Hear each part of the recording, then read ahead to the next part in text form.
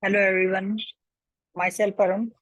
So today in this video, we are providing the solution for this question of forecasting a college student. So this is a forecasting question for chapter number 5 of data analysis and management. So here in this question, they have asked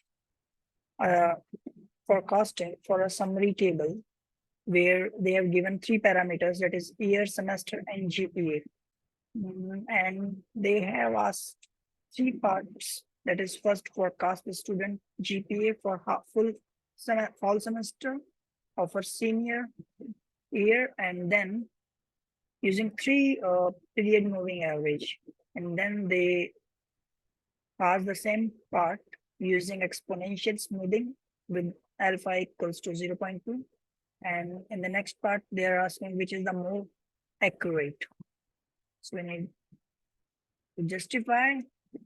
So I have solved this question using forecasting Excel formulas, and this is what I achieved, and this is the solution for this one. So I've used Excel formulas to derive this three period moving average, and then later on for the part B, this is the solution using exponential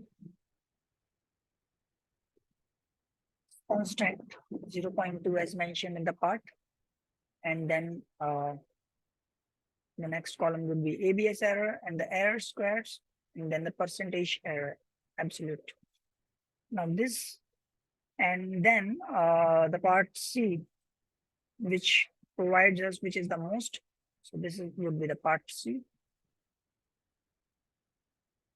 for the solution of the question. So yeah, to get this question, I will be sharing my WhatsApp number, and the Telegram number in the description box.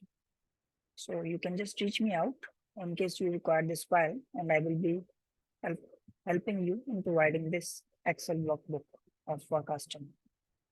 So thank you for your time. Have a good day. Goodbye. Thank you.